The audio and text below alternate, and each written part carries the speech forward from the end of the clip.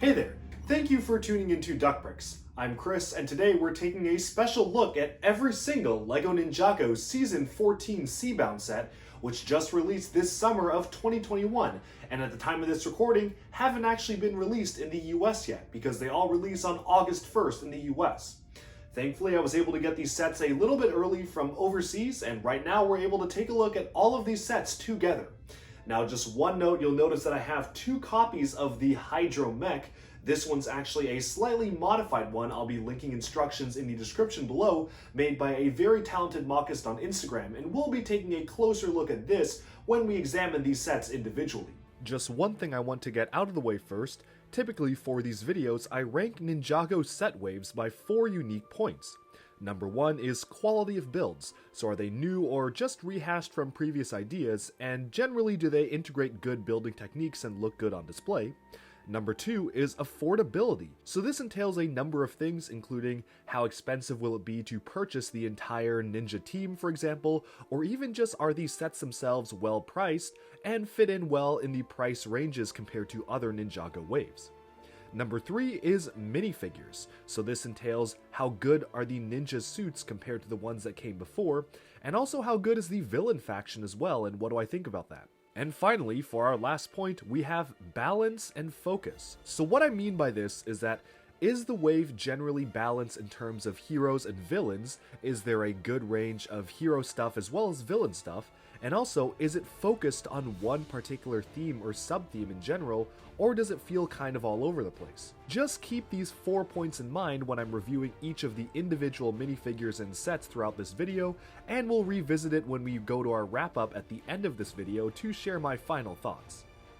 Alright, so here we have the minifigure selection from Ninjago Seabound.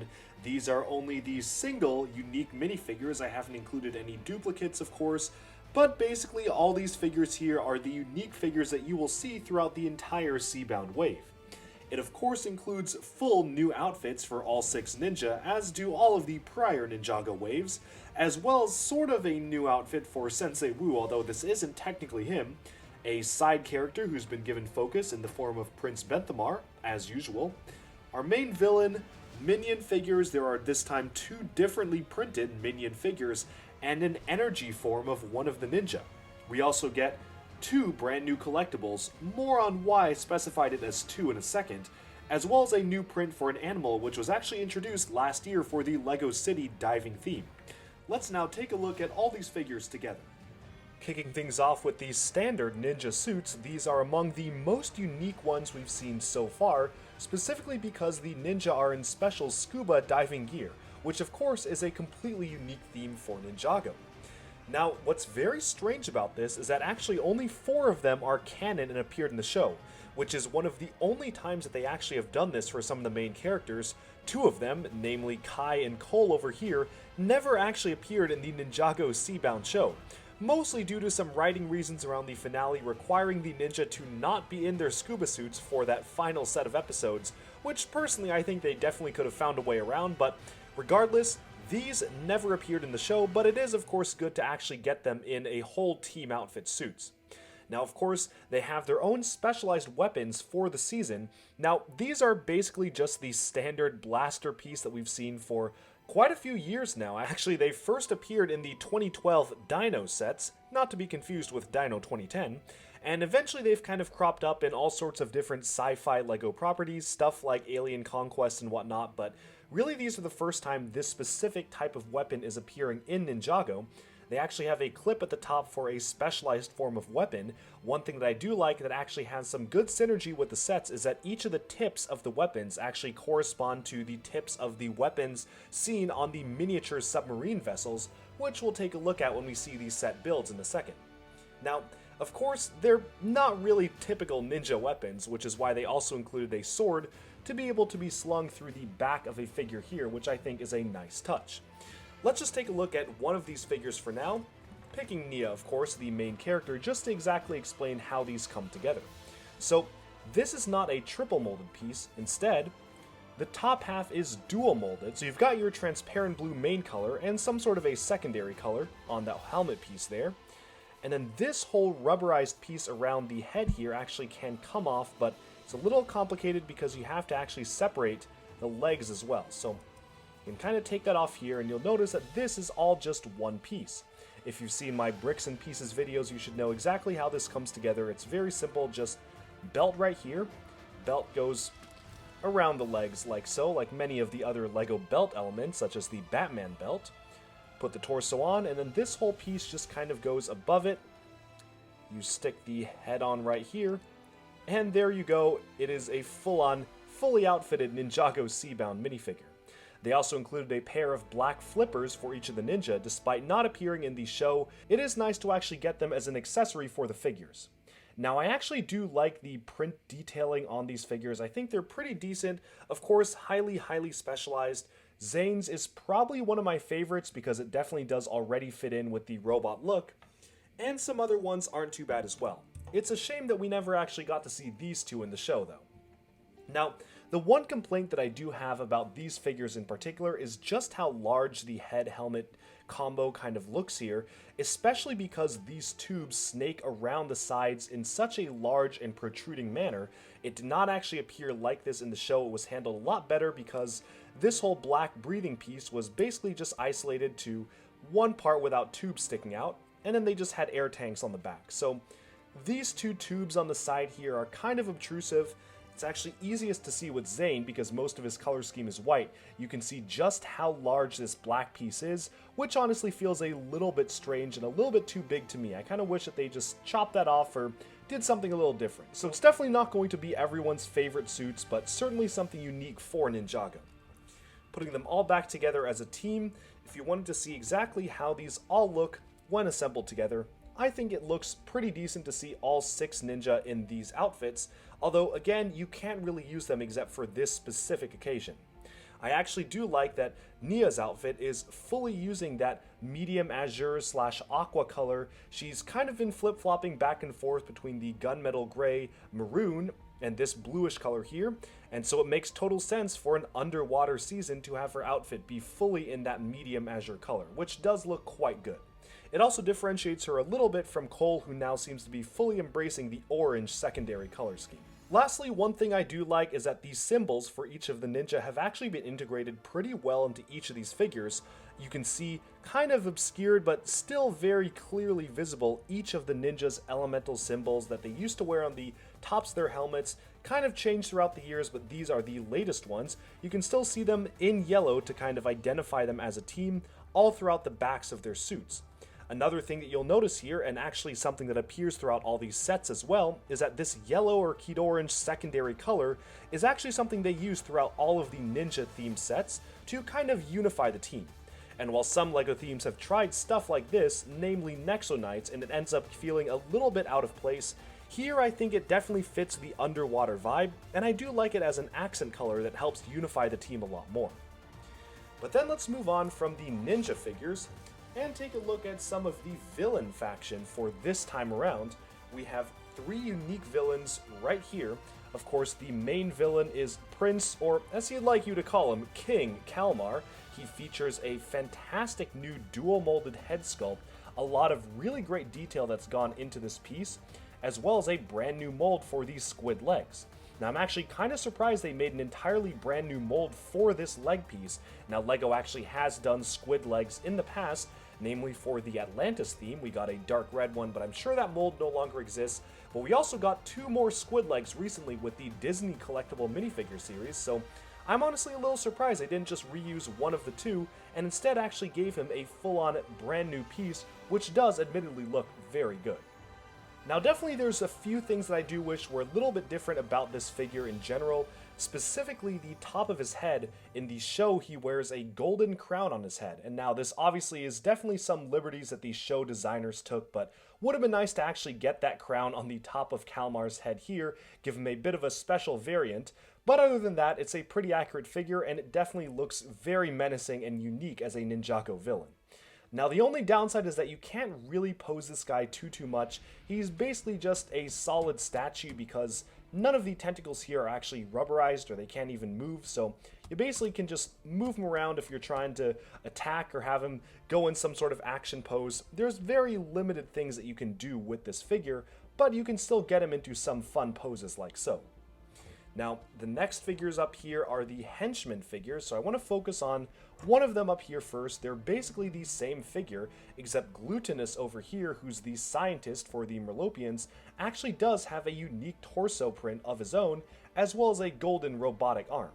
I'm honestly pretty surprised they went the extra mile to actually give him a unique torso element, but it's definitely welcome. Now, I do kind of wish that they incorporated one of the general designs from the show. There's actually one specific one that was colored black and green instead of black and teal. Never actually saw him as a minifigure, but it is still nice to get a unique printing here, and he does have some pretty unique builds all around. Kind of reminds me of some other figures that we've gotten in the past.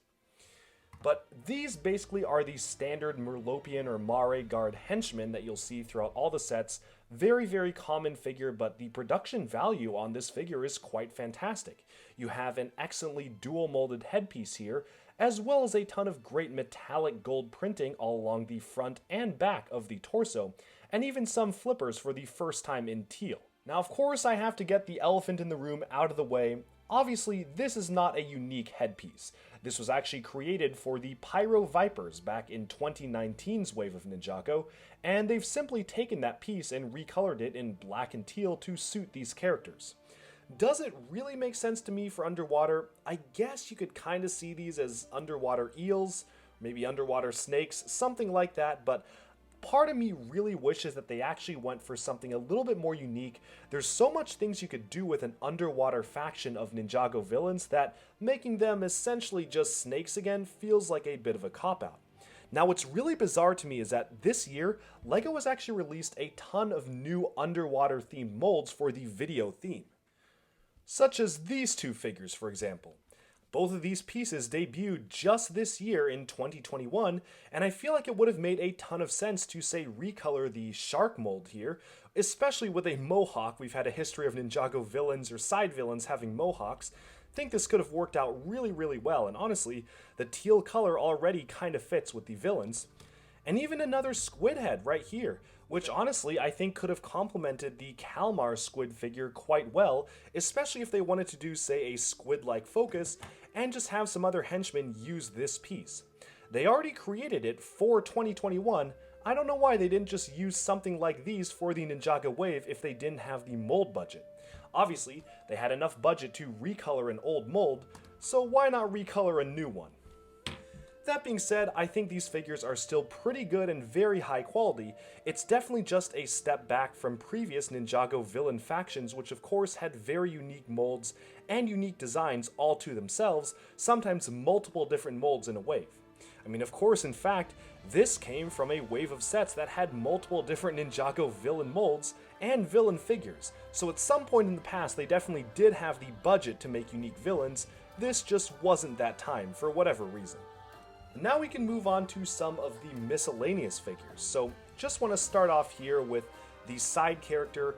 Every single year, at least especially during the summer waves, Ninjago always tries to include a side character in some of their sets. Last year it was Princess Vanya, the year before that we had Akita, and for this year we're getting Prince Benthamar. So I think Prince Benthamar is a quite good figure. He features an excellent recolor of the Joker hairpiece from the LEGO Batman movie, and he has some good dual-sided printing all around.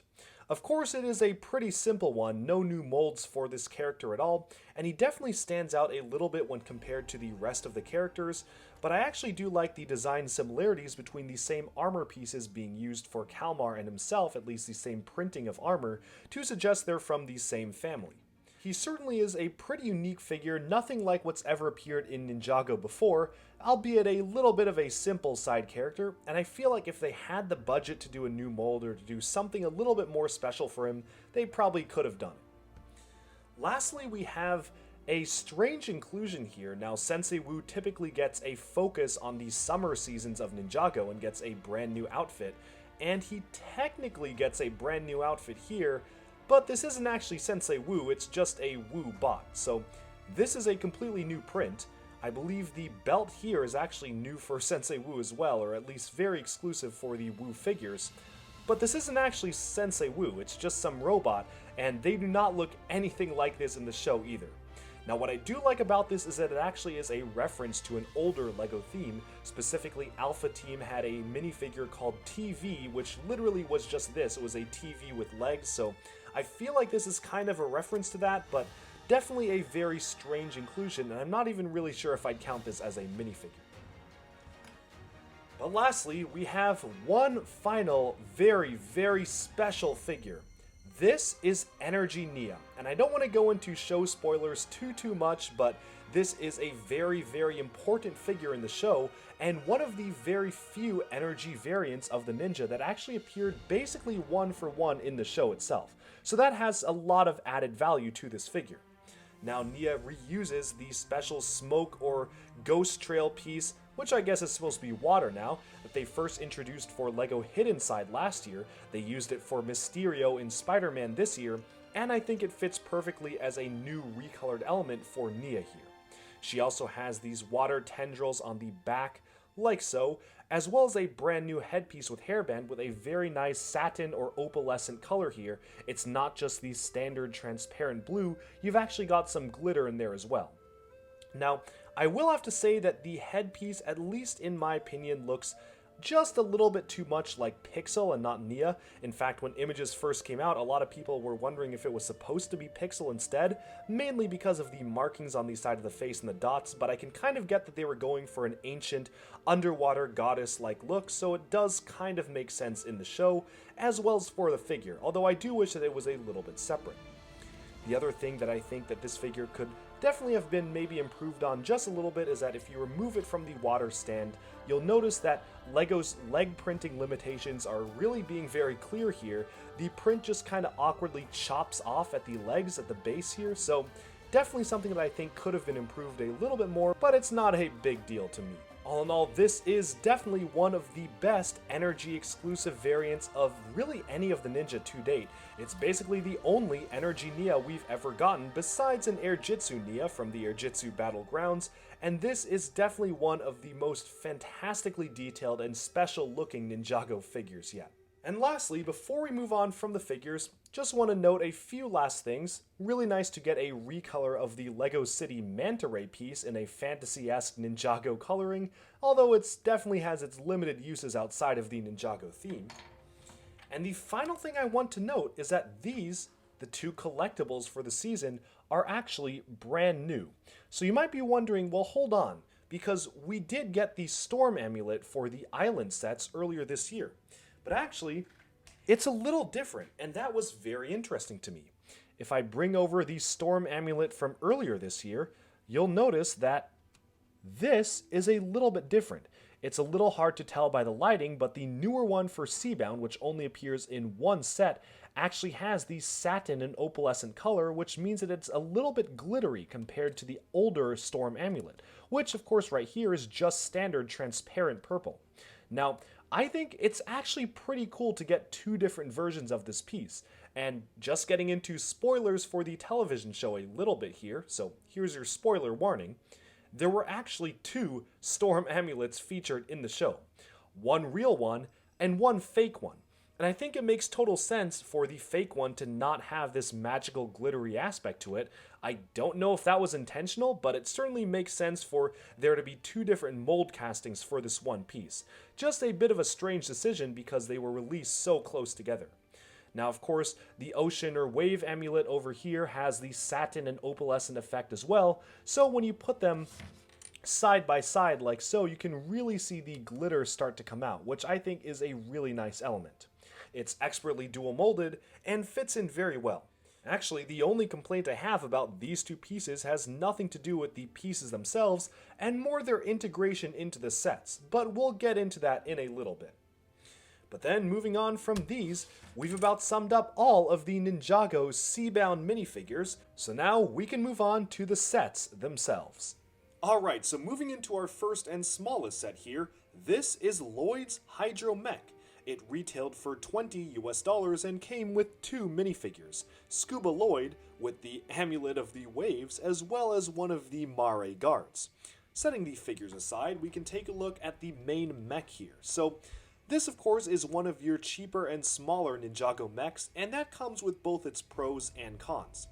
So the pros is that you get a basically fully articulated mech for a pretty cheap price. It doesn't have knee articulation, but you can step it forwards and backwards here. Just very basic articulation like so. You can move around these side kind of pauldrons for the legs here as well, so they're mounted on mixel joints, so you can really get these in different angles, and when you move the leg forward, say, it actually moves quite realistically upwards and downwards. And you even have special shoulder armor mounted on ball joints, which can be angled every which way to accommodate the movement of the arms themselves. You can see right here the arms have actually elbow articulation, very simple click hinge here, and otherwise they're just mounted on a standard ball joint. Now the hand itself can be rotated, as well as the sword rotated in the hand, so you actually can get it into a number of pretty good poses where the sword is concerned. And of course, you can actually clamp the claws shut as well, although I'm going to be honest, these pieces here, which were created for the Seabound wave, do feel a little bit shoehorned in for this set in particular, and if you look at how it looks like in the show, they actually use the Hero Factory Beast claws, which I honestly think make for much better claws, because this isn't really great pincing motion. I'm sure you can overlap it a little bit, but it just feels kind of awkward, and honestly, I wish that they instead had the build, if they had to use these pieces, simply reverse the claws like this, and that way you can actually look like you can get some sort of a better pincer motion. But they didn't. The official instructions, images, and everything tell you to put it on this way instead, which I just feel is a little bit awkward. Now, the interesting thing to me is that when the designers were talking about how the set was created, they actually mentioned that it was at first supposed to be a much larger set. It was going to be Kai's crab mech, and they had to take their model and downscale it significantly, which may explain some of these strange design choices, and this shoulder armor being really, really big for the mech itself. Now, I do want to note that when images of the set first surfaced, a lot of people were pretty unhappy with how it looked. I think namely there were a ton of complaints with the way the arm was built here. This looks very, very awkward and very, very clearly supposed to be just using the most minimal number of pieces possible to make it work, as well as its overall kind of awkward stature with this shoulder pad right here being just so small compared to the other side right here. So definitely a few strange choices, but personally, I kinda like the asymmetry of it, and I think it's a pretty unique thing to have one side being fully largely armored up, almost like some of the actual Ninja minifigures who just have armor on one side. Moving it around the back, there's actually at least some effort being put into having some back detailing with an engine, or what I can presume to be an engine, in the back here, although of course the legs, when you actually kind of look at it from the back, are very, very bare bones. You can very clearly see they're just using these standard plates right here to really make it work. What I do like is that this smaller length flex hose right here actually does move around to the front quite well. So then the question that I want to showcase here as well is how exactly does it accommodate minifigures? So you can move this forwards. Let's take our Lloyd figure, remove all of his accessories here. Of course, you got to remove the flippers as well, and see if you can actually fit him in here. So this sword seems to be kind of causing some trouble, so you kind of have to take the sword off too. And putting him in, it kind of works, but it feels a little bit strange to me, because if you notice right here, he has this very large scuba tank in the back, so the place where his foot is supposed to go definitely is not seated forwards enough that he can even put his feet inwards without the scuba tank just pushing him outwards. So he doesn't really fit in all too well. I guess you can kind of plop him there and then seal it shut with the front part here, but doesn't really feel right to me personally, although when he's in there, it does actually look fairly decent, so I guess if it works, it works. The figure, though, I think they could have done a little bit more work in terms of making the seat a little bit easier for the figure to be placed in.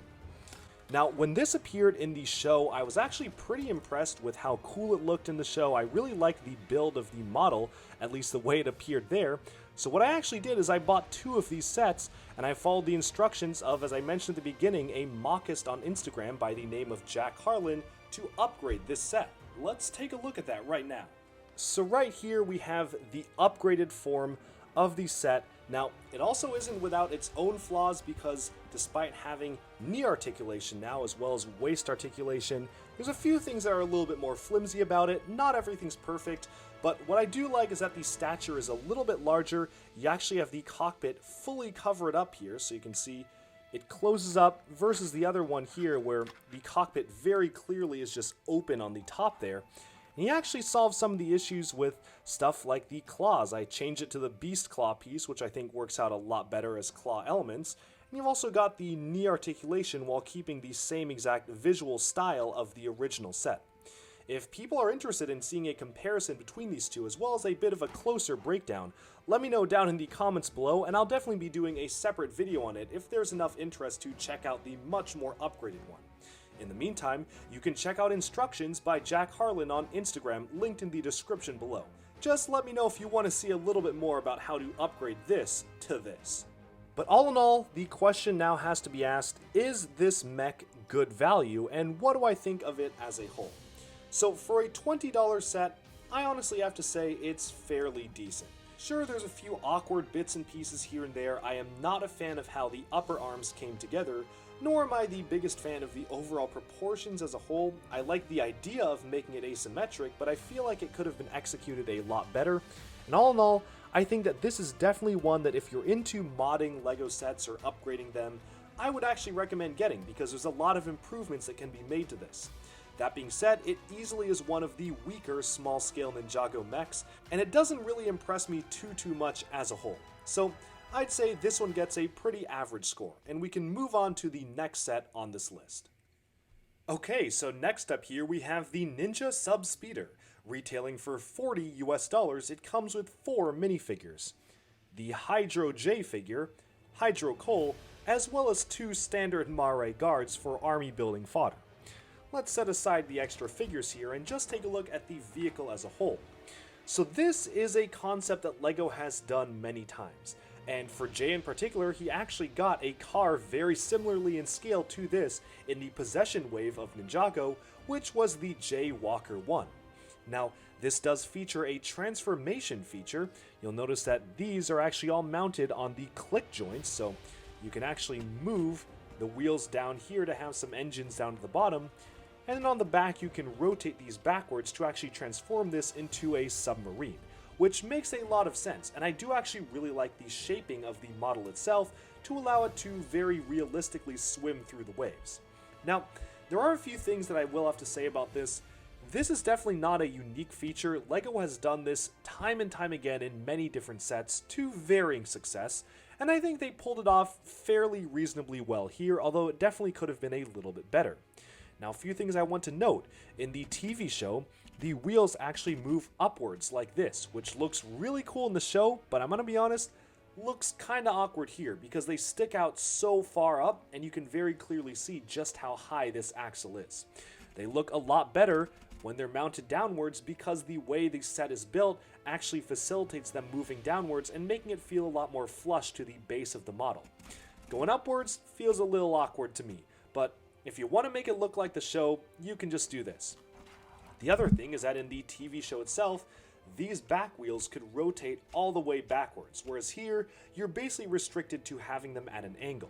Now, of course, you can solve this fairly easily by just moving this piece all the way to the back and then mounting the wheel like this, kind of not really an illegal connection, but not something I would necessarily recommend either, because even then with the wheel facing backwards, it does look a little bit awkward, just having this back wheel piece sticking so far outwards in the back there. But if you wanted to do it, you can actually get it exactly to how it appears in the show, with the wheel facing fully backwards like this. Let's just put this back exactly how it's supposed to be though, and examine this model as a whole. So in the configuration you're supposed to play with it for the set, it looks like this, and I will have to say this is actually a pretty decent submersible vehicle. Again, love the use of the large-scale Technic panels in combination with this side kind of wing piece right here to give some nice detail to the engine intakes, and one thing I really love is the inclusion of the Marvel superheroes Star-Lord blaster here to have some engine detailing on the side. This looks really fantastic, and I love how small details like this can really enhance a set.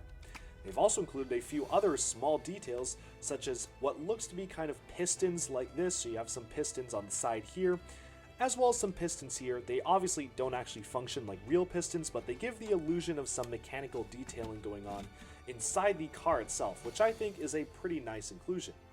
Now, this actually does feature a few more added additional details. Let's remove the J figure here just so we can get inside the cockpit. You'll notice a speedometer seated at the back there. Not sure how useful that is to the driver, but it's nice to have some extra detailing on the back, which really makes this feel like it comes alive and just has something more special about it in general. The front piece right here actually can be detached and acts as a drone of its own, but I will have to say this is not too interesting and honestly is pretty weak. I probably wouldn't ever display it separated because then you got this awkward Technic axle just sticking out of the front of the car. Putting this back though, you can take a look at all different sides of this craft. Now, again, as I mentioned in a few of my earlier videos, when images of this set first came out, I wasn't too interested. This was probably one of my least favorite Seabound sets because one, I felt like it was very similar to stuff we've seen before, just a standard J car, as well as the fact that it didn't make too much sense to me that a car would be featured in an underwater season.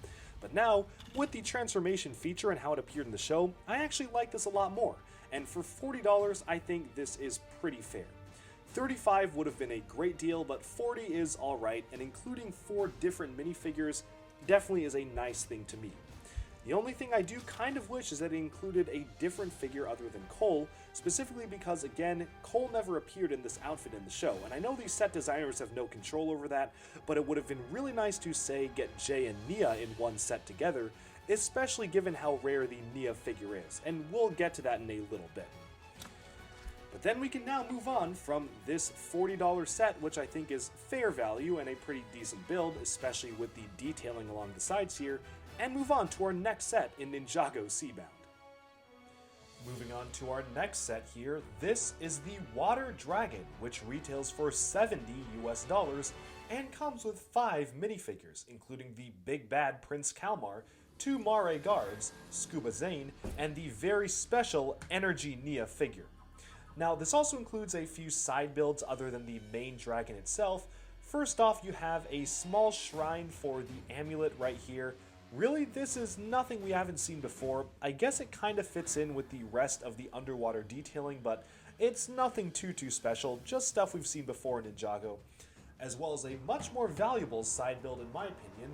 This is one of the smaller ninja subs. They actually made 4 different versions of these for the ninja in this wave, one for Lloyd, Cole, and Kai in the other sets, and I really like this because it actually, one, has some nice unity with the other team members' vehicles. You actually get basically the same build but with the weapon piece swapped out for the other sets, but you also can actually fold up the side wings here, or flippers, and store this inside the much larger Hydro Bounty. So that is a really nice play feature. And I actually like that these sets can actually integrate with each other in this way amongst themselves. So setting this aside, and let's move aside all the figures as well, let's just take a look at the main build itself. So this dragon, first of all, has a pretty nice action feature. Pressing a button here allows the wings to flap almost like a butterfly's wings. It's a pretty interesting function, definitely something that looks visually distinct compared to other stuff we've gotten in the past. Although in relation to the rest of the body, it isn't really too impressive, I guess, especially if you look at it from the top down. There's not a ton of movement around here, and unfortunately that means you also can't splay the wings out in certain areas or have them all be moving upwards or downwards. You basically are restricted to this one pose for the wings, and if you don't want to use that, well, the wings are basically just fixed on the sides of the dragon like this. Other than that though, this of course is one of the longer Ninjago dragons. You can see it barely even fits within my camera here, moving all the way back. You've got the whole tail action here. Love the use of these elves pieces on the tips of the tail to have this water flowing function like so, and you can really move the tail around like most of the other Ninjago dragons. Tons of articulation for this model, even the back hip is fully articulated, and of course you have your standard legs and feet here as well. So this actually does introduce a few new molds for the dragon. Now some of it is reused from the Island Dragon or the Jungle Dragon, which was introduced earlier this year, but the bottom jaw here is all new, and it's a pretty nice kind of generic dragon piece that I'm sure will be used in other dragons beyond just this one. I also like how LEGO is seemingly building up their repertoire of dragon pieces that work together. These two pieces are really great together, but you could also use some of the other pieces introduced in some of the other Ninjago dragons to basically just build your own. And I hope that they continue to use this system, which I think is a pretty good one for Ninjago in general. Now, this is our first official water dragon, unless you kind of count the hybrid dragon or fusion dragon between Jay and Nia, which was only marketed as Jay's dragon for Ninjago Skybound, so really this is the first and probably only one in a while that we're going to get. Now, one thing I feel is a little awkward about this is that you've got a large handlebar here if you want to actually attach Nia to the dragon itself. Again, not going to really spoil this, but it makes sense that they didn't put a saddle on it, but this is pretty weak, and honestly, I could have done without the handle piece and just had the dragon by itself. Now, of course, you actually can move the headpiece just up and down here, really basic articulation like so, and you've also got it on ball joints, so a fair range of articulation. Now, the question is this model worth $70? And again, you really have to factor in that you don't just get this model, you also have this, which I guess is worth something, as well as this, which I find to be a lot more entertaining, as well as a whole host of different minifigures, including one of my favorite Ninjago figures ever in the form of the Energy Nia figure, which I just think is excellently produced pretty much all around despite a few minor things. So, if you look right here, every single one of these figures has something dual molded about them, which obviously costs a lot more. You've got a dual molded headpiece here, here, here, and here, as well as right here. And you actually have a lot of very special pieces introduced for this set in particular. So you got a new mold here, dual molded cockpit across all the sets, dual molded special treasure, some nice cloth pieces. So all in all, I think it's a pretty decent deal. 60 would probably be super optimal, and honestly, I would have been very happy if they just charged 60 for the set, maybe got rid of this. If they had to, got rid of this, and just charged 60 for the Energy Nia figure, the dragon, and maybe you could take away one of the Mare guards and call it good like that, but I can see why they wanted to kind of produce this at a higher price point. So while value isn't fantastic like it usually is for Ninjago, I'd say it's fairly decent, and it's really nice to finally get a water dragon for Ninjago, despite having the wings just be pretty static and fixed if you don't want to use the play feature. It is still quite a nice build. And now we can move on to the next set on our list. Alright, so the second largest set here is the Temple of the Endless Sea, retailing for $100 US. It comes with a number of minifigures, including Prince Kalmar up top, Scuba Kai, 2 Mare guards, the Energy Nia figure, as well as 2 exclusive minifigures to this set. Prince Benthamar, the main side character, as well as Glutinous, who again, as I mentioned earlier in the video, has his own special torso print, which technically makes him exclusive. This also features the mighty Wojira Serpent, which is one of the most terrifying and powerful mythical creatures in Ninjago lore, as well as a nice temple build to go alongside it. Lastly, it includes one of the newer manta rays right here, as well as the special submarine or mini-sub for Kai himself. Let's get the figures and side stuff out of the way and just focus in on the main build. So, as you might be able to see from the images, each of these is divided into separate modules which can be combined with each other just by use of the click hinges here. So, it's really just standard clips on each of these modules and just some detailing on each side. Of course, the main attraction here is Wojira and her mount, so we'll just look at these one by one as we review this model as a whole. So, kicking things off with the main centerpiece right here, this is a nicely detailed underwater temple-like building. Bring this up to the front of the camera here, you'll notice that it has some pretty nice designs with the Asian-inspired architecture along the side here, featuring some brand new pieces for 2021, which actually debuted in some Monkey Kid sets for the corner-angled pieces here, which I actually love the building technique for using these curved windscreen pieces to actually act as angles for the temple. This is actually full of some great parts usages all around, from golden metal beard elements, which is always great to see used outside of just the metal beard figure itself, to some other nice curving pieces around here which are originally supposed to be car windscreens. You've actually got a decent amount of detailing all around. Now there's some surprise action features like spikes that shoot out of the front, very reminiscent to some older LEGO sets like the Battle for Metru Nui set. Moving around the back here, you've actually got a decent amount of detailing. So you've got a disc shooter right here, pretty basic stuff, as well as some other additional details in the form of a sculpture right there. So it's kind of like an Atlantean sculpture, as well as a scroll detailing how to reawaken Wojira on the side of the wall here, as well as just some random details on the side with some bottles and places to sit, plus a fish mounted on the top for whatever reason. Now, this is pretty bare bones as you get closer to the top, although I do appreciate some of the details included in the inside of this. Of course, though, basically, this is just a facade. You just have the standard front temple gate here, and there's not too much going around alongside the back, especially if you consider the amount of just empty space there is around the back here. This is just kind of your standard Ninjago facade-like build, which isn't necessarily a bad thing, but it's just stuff that we've really seen before. Moving aside this piece right here, we can take a look at some of the smaller segments alongside the sides of the walls here. So starting off, we have a very basic gate, some nice studs on the side building techniques right there, and rotating this around, you'll just see some random bottles and some underwater potions or ointments or something. Nothing too crazy going on, but at least some nice detailing can be found within this building itself. And then right over here we have some other stuff that, of course, didn't really feature in the show, but just some random LEGO set stuff. So right here is a clam that actually can be opened up. There's a lever in the back to open the clam and reveal an opalescent pearl, which is using the Mysterio buildable minifigure helmet right there. You can see it's a very simple function, just turning this lever here opens it up. The bottom of this gateway here is essentially a jail cell. So if you wanted to have some play scenarios, you could rotate this around, maybe have the jail cell be sprung open and have a ninja minifigure inside. Actually have an action feature here where super simple stuff, just turning this, blast the door open. Nothing we haven't really seen before.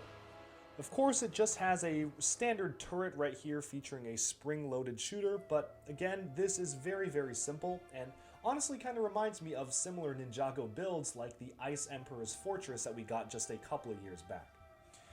But I want to move on to the main attraction of this set, at least story-wise. This is the Wojira Serpent, and this is the mount for Wojira, featuring some nicely detailed chains kind of restraining the serpent here. Now, Wojira has a very interesting play feature, because if you rotate this at the back here, you can spring it free of its restraints, though you're kind of left with this awkward Technic beam that flops around.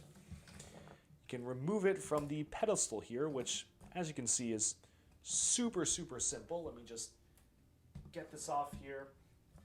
Very simple mount for Wojira. And the serpent is free to unleash its wrath on Ninjago. Although I'm going to be totally honest, it's a little underwhelming for being the main big bad creature of the season. Honestly, I really wish that more pieces went into creating this serpent and less into the temple itself, most of which is just random filler stuff. Like, for example, I really could have just gone without this segment. I don't really think this provides too much value to the build. Honestly, despite being a nice feature, this clam piece doesn't really give me much either, and neither does the jail cell with the shooter at the top either. Although it is nicely colored, doesn't really add anything special for the build. I would have been really happy with just say keeping this gate piece and then beefing up the Wojira Serpent for an $100 price point, because I think that you could have easily sold this together with a much larger and beefier, more articulated serpent and maybe had that be the main course of the set. Instead, you get this plus a lot of other stuff and Wojira, which is a little bit lacking. But let's take a closer look at that. So moving this down here, this actually has an action feature where you can chomp the mouth like so. So that's a fun feature, although it definitely makes it look a little bit worse than some of the other serpents. You can very clearly see just a ton of random Technic stuff being built around here. And unfortunately, that also means that your articulation is really limited. You can move this part side to side and up and down, and the head itself is mounted on a ball joint, but this is just fixed. You can't do anything with this. This is fixed. You can't do anything with that. And you only have two other points of articulation on the tail here. So you can swing this back and forth, and you can swing the tip of the tail back and forth as well. If you want to pretend playing like this is swimming through the water or attacking, you can't really do that because, I mean, this is just fixed at an angle, and it's basically just a solid structure. It really honestly feels very similar to the original Great Devourer build, which they introduced back in 2012, and honestly, I personally just think LEGO can do a lot better than this these days with much more advanced building techniques. This just feels like a thing of the past, and not in a good way, because you really can't do much with it. They actually also seem to have prioritized play features almost too significantly. You've got this awkward piece rotating around the back, some random light gray pieces that are kind of inexplicably placed here and there all throughout the build. I kind of wish it was just the tan, teal, and black and gold. And the biggest offender to at least me personally, and one thing that really bugs me about this build, is the way that the amulets are mounted. So in the show, not to spoil it too much, but it's just kind of a general thing about the show, you actually are supposed to mount both of the amulets on its forehead. So there are two large slots on the forehead of the creature, and you have to put both of them on the creature to awaken it. So I understand if they didn't want to do that for the set, because of course these are pretty big, and if they wanted to reuse the Overlord Dragon headpiece like they did, it would have looked very awkward to have a space for two different amulets on the head. So I can see why they did it on the chest. My big question though is, why did they not make it so you could put both amulets on the creature? There is no place to put the Storm Amulet anywhere on this build, and that feels like a major missed opportunity to me. I honestly would have been totally happy if they say put a clip on the head so you could put one here, and then had just one on the chest like so. This could have very easily worked, and I think they had enough space to at least allow for one of them to be mounted on the head. But instead, you get a set that comes with both amulets required to awaken Wojira, and you can only put one of them on. That is kind of a problem to me personally, and I feel like there are a number of ways where they could have easily incorporated it, such as, I don't know, mounting it right here. That could have worked. Or if they had to, just sticking it on the back somewhere. As it is right now though, it feels very awkward to not have any place at all to mount both of the amulets, because of course in the show it cannot function and be awake without both of them, which is a major plot point and what I expected to be a play feature which you simply cannot even replicate for the set, which seems like a major missed opportunity to me, especially because this is the only set to actually include both of them in a single set. All in all, while I do like the color scheme, I think the gold goes really well with the teal and black, there's a lot to be desired with this build.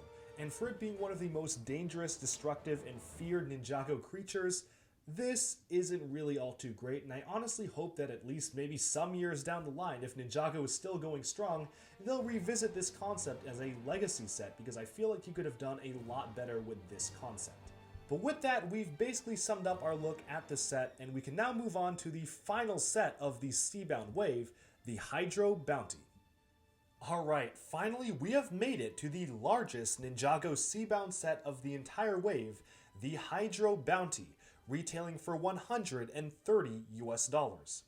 Now let's get the things I love about the set right out of the way first. I love the fact that it includes the entire ninja team. If you want all 6 members of the ninja team, you can just buy this set and get every single one of them. It also includes the main villain, a henchman, and even the Woobot. So basically, in this one set, you have most of the main characters and exclusive figures from the entire season. In fact, the only ones that are missing are Prince Benthamar, who's more of a side character, Glutinous, who's basically just a side henchman, as well as Energy Nia, which I will have to say, that's definitely not a figure you want to miss. But for all intents and purposes, you get really the crux of the conflict in this one set. It also includes 2 of these special smaller sub-speeders for the ninja team, a chariot for Kalmar, which I will say is our only villain vehicle of the entire season, as well as of course the main attraction, the Hydro Bounty itself.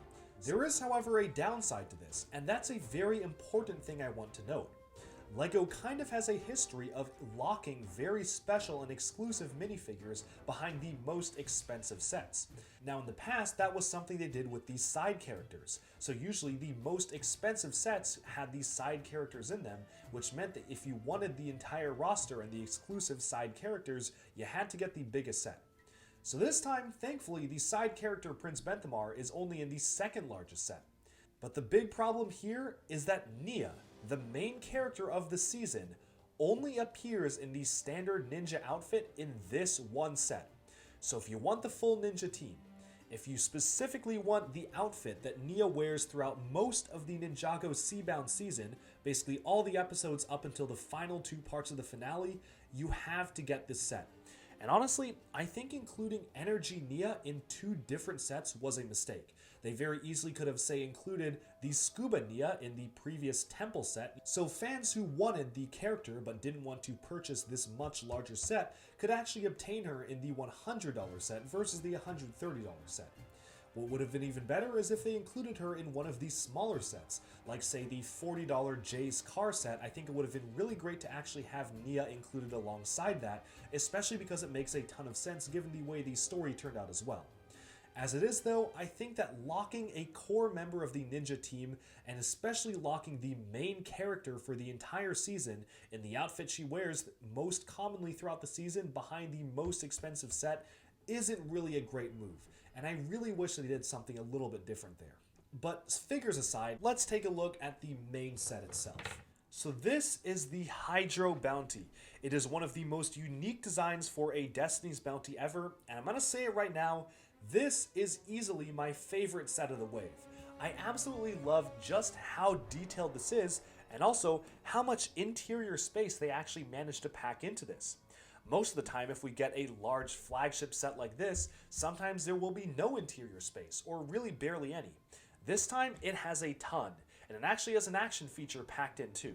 So getting this thing out of the way first, this whole glass pane opens up, and you can see it's basically hollow space inside there. You have a ton of space to work with, and even a stand at the back here for the ninja's hair, which unfortunately the set only includes 3 of the ninja hair pieces and not all 6, but 3 is better than none, as well as some cargo crates for ammunition. But moving this kind of to the back here, I want to showcase exactly how this works, because you'll notice it included the 2 side ninja subs, and that of course was intentional. Folding up the panels here allows you to actually place the subs inside of the Destiny's Bounty itself, or the Hydro Bounty, which is an excellent play feature. You can close it up and carry the subs to their next destination. So really this acts as a mothership for all of these smaller submarines. Of course, they're all the same build, so they're all compatible with this. If you want to deploy them, you open up the top and have them just be deployed like so, which is a really cool play feature and something that I think is one of my favorite things about the set, because it actually integrates very well with the other sets of this wave. And of course, once those have been removed, you have a ton of interior space to hold the rest of the crew, which is an added bonus. And speaking of interior space, you actually have a ton of space up in the top cockpit here as well. Moving this a little bit closer, you'll notice that you can actually completely remove the roof element here, so let's just get that off here. This whole piece just comes right off, and inside you'll see a good amount of seating for each of the ninja characters. This actually holds 4 of the characters. It's meant to hold 4, but you could even fit a little bit more in here, featuring a large ship steering wheel up at the front for the pilot, 2 control panels for figures sitting here, and even a back viewport where figures can kind of look out of the back of the submarine through this viewport right here. All in all, I think it's a great interior space for this build, and honestly one of the most impressive ways or usages of space that I've seen in any Ninjago set in general, which typically are pretty hit or miss in terms of the amount of space that are given, especially if a play feature is incorporated in. And yes, you will see, a play feature is actually incorporated within this set. Pulling this lever at the back here allows you to splay these out. I guess they're supposed to make it look like the engines are going off more, but if you're underwater, this is actually going to cause a lot more drag, so the way I like to see it is that these are kind of the brakes of the submarine. And what's cool is that you can actually just deploy one at once, so if you wanted to, say, navigate a turn, have one side be braking, this is a really great way to do a sharp turn underwater, which just makes sense in universe. And even if you have one already deployed, you can still just pull out the other one, like so. So you really can just reset them however way you want and have it just work. Since every Destiny's Bounty has to have a transformation feature, this is no different, and I think they pulled it off fairly well. Another excellent parts usage that I love about this build is the use of the standard Knight Shield piece as a piece of engine equipment here. You can actually spin this around. It's a lot more sturdy than you might expect, and it spins up very satisfyingly as well. So these are just your standard circular shield elements, but you can see it looks really great and a great parts usage as an engine piece right here. Now this actually does have one more surprise, and maybe some viewers will already know about this, but this was actually built by someone who is a fan of Bionicle. So if you follow this channel at all, you know I personally am a big fan of Bionicle. The first thing is that on the side of the sub here, you'll actually see a direct reference to one of the Bionicle system sets. Set number 8927 was the Toa Terrain Crawler. Released in 2007, it was a vessel very similar to this, which carried the 6 elemental Toa heroes into battle. And both sets actually include the same amount of minifigures, as well as the full team of elemental heroes. I just think that's a pretty nice nod, but what you also have up here is a full-on special hidden mech. So, if you just look at this, it's very simple. You can remove the front like so, revealing some sort of a cool engine piece up at the front. Not quite sure what that's supposed to represent, but it certainly looks pretty interesting. And this whole thing actually is something very special and hidden. You can sort of see a face on the front of the boat here. So, moving this down, you'll notice that this actually transforms into a full-on miniature Lego mech. So this is such a fun and unique play feature. And honestly, I kind of wish this appeared in the show. Not sure if the showrunners actually knew this was even a thing when they were first making it, but this is a really cool feature to have. And honestly, the set doesn't even look too bad without it, because you still have this nice engine detail, which is basically otherwise completely hidden. It actually is fully articulatable as well. You can get this into pretty fun and unique poses, especially having, say, one leg moving up front, and surprisingly, it actually can balance on its own fairly decently, especially because these arm pieces here act as pretty decent counterweights for the model. All in all, this is easily one of the most unique builds in any Ninjago set ever, and I love the fact that they included this very tiny mini mech at the front as an extra added bonus transformation feature. And you can even fit a figure in the seat there, so it really is truly a proper mech. Let's collapse this down and share our final thoughts on this build. And voila! Right there you can see it's super simple to just place it back on the front of the boat and you are good to go and ready for sailing. So this, as I mentioned again, is probably my favorite set of the Seabound wave. Love how unique it is. When it first was leaked as a set name, I wasn't sure how they'd pull off a Destiny's Bounty sub, but clearly they were able to do it. And it has all sorts of excellent detailing, like these rounded windows on the sides here, evoking the rounded cockpit up front, angled windscreens here, a great reuse and recolor of the NASA shuttle, which appeared first earlier this year, the panels on the NASA shuttle being used as panels on the top here, as well as an excellent transformation feature up at the front, and some really fun play features on the back here as well. So all in all, this I think is a pretty great set. For $130, you get the entire ninja team. You have a special villain side chariot here, as well as 2 extra subs that can deploy from the model, and an excellent build itself. I'd say this is pretty good value in my eyes, and I'm pretty happy with how it was priced, and especially how the set turned out.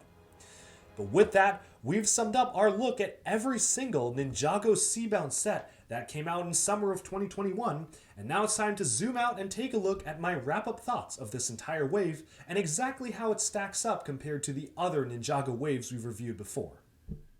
Alright, so let's just dive into the final thoughts here, starting off with number 1, the quality of builds. I would say it's fairly mixed, but there are quite a few original ideas here, particularly the excellent Hydro Bounty, which definitely gets a 10 out of 10 from me in terms of the quality. That being said, there are quite a number of different things throughout this wave that honestly I feel like could have been a little bit more interesting or unique given the underwater setting. The mech for $20 is just kind of stuff that we've seen before, and the building techniques used for the Hydro mech are admittedly pretty awkward. Even Jay's car, which grew on me quite a lot after seeing it in the show and playing with the transformation feature, does actually feel like sets that we've just seen countless times before from Ninjago.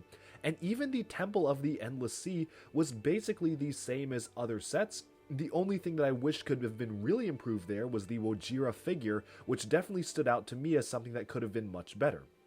That being said, some of the larger sets of the wave like the Water Dragon and the Hydro Bounty were pretty great in my opinion, and I think overall I'd give this a 6 out of 10 in terms of build quality. There are a few things that just feel like more of the same, but there's also a few things that are very unique and definitely distinct, like the Hydro Bounty, which actually propel it a little bit higher up on my point list. Moving on to number 2, talking about affordability. In general, I'm fairly happy with the affordability of this wave.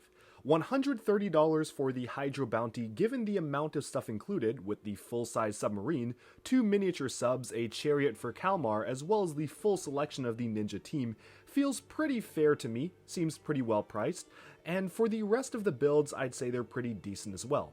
40 is just average for Jay's car, 20 for the Hydro Mech seems basically about right to me, and even for stuff like the Water Dragon for $70 I think kinda makes sense. The only thing that I feel like is a little bit on the high side is the Temple of Endless Sea for $100, but potentially my view of that set has been a little bit negatively skewed due to how cool Wojira was in the show compared to exactly how Wojira looks like in the sets. Now, there is one major thing I have to note, which knocks affordability down quite a bit.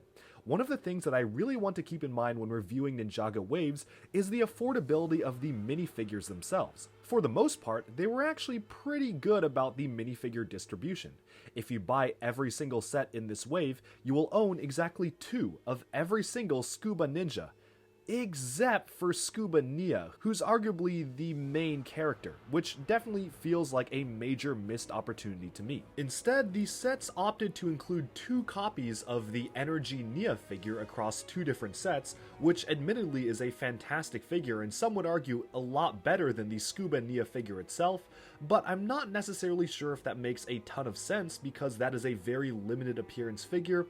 I almost feel like it would have made more sense to just keep that exclusive to 1 set and at least have Scuba Nia be in 2 different sets to allow fans who want the character after seeing her featured in the TV show, but who maybe aren't willing to pay $130 for the Hydro Bounty to actually get her in some sort of a cheaper set. And so, all in all, I'm going to give affordability a 7 out of 10. There are some sets where I really do feel like are pretty good value, some other sets where I feel like are just fairly decent value, and the minifigure distribution, particularly locking one of the core ninja team members and the character in the main outfit behind one of the largest sets, is definitely a big detriment to this point. But then moving on, we can take a look at the minifigures themselves. So, I think in terms of comparing them to other seasons' figures, they definitely have a very unique look and feel. Not everyone is going to be the biggest fans, especially because of how large the scuba tubes are on these figures, but personally, I think it works fine, and of course, if you wanted to mod it, you could always just mod the Lego pieces or display them with their hair pieces out instead. The one thing that I do feel kind of drags down minifigures though are the villain faction's figures. Despite having 3 unique characters for the villain faction, of course your main villain Prince Kalmar and just 2 other different guards, reusing the previous Pyro Viper headpiece despite it actually fitting in fairly well and looking good, definitely feels like a major missed opportunity to me to set this season's minifigures completely apart from the other seasons. Particularly because you have an underwater setting filled with different kinds of underwater beings, snakes just feels like a cop-out to what Ninjago has done before. And it especially feels strange because, as I mentioned before, LEGO literally produced 2 new aquatic creature molds for a different theme this year, which, unless there's some sort of licensing issue, I see no reason why those couldn't be included in Ninjago and just recolored. Even the side character this time around just features a recolored hairpiece, no new molds or anything like that, so definitely feels like a bit of a step down compared to some other unique minifigs we've gotten before, and all in all, I'm going to give the minifigures a 6 out of 10 in total. They're definitely above average with some fantastic dual molding and excellent printing all around, but they definitely do feel slightly limited compared to many other Ninjago waves with a wide variety in different villain characters. In fact, this time, we didn't even get a villain general, despite a differently colored green and black villain general literally appearing in the TV show itself, which really does feel strange to me. And finally, we can sum this up by looking at point number 4, balance or focus. To be honest, one of my biggest complaints with modern Ninjago waves, and something that has been more and more frequent in past years, is a lack of villain representation for the waves themselves. In the early days of Ninjago, we used to get a ton of villain vehicles, and they actually made up a lot of the most unique things about the waves. While the ninja typically just had your standard mechs, jets, cars, and so on, the villains actually could do different things, and it was always really fun to get villain-centric sets in prior waves that thought a little bit outside of the box, and gave a unique aesthetic, especially compared to the ninja's vehicles. In some waves, like Skybound, we arguably got too many villain vehicles, and the ninja barely got any. But in most waves, especially modern waves, we barely get any villain stuff at all. And it's very obvious when looking at the composition of this wave that it's basically the same case here. If you look at it, the villains get one vehicle on their own. They get a very small chariot being towed by a manta ray, which is a side build. And sure, the Temple of the Endless Sea in Wojira technically is a villain-centric building, but really, there's not a ton of things that the ninja subs can actually fight here. I guess you could have them all gang up on Wojira, but since that build is actually pretty small relative to the rest of them, it doesn't really make for a fair fight. Even looking at the composition of the minifigures, we literally are only getting 3 unique villain figures, and 2 of them are very, very similar to each other. And all in all, I just really wish that LEGO and Ninjago would invest a little bit more in the unique villain factions for each wave, especially when they have these very interesting concepts like an underwater city and a manta ray type army, but don't really do anything with them villain vehicle wise.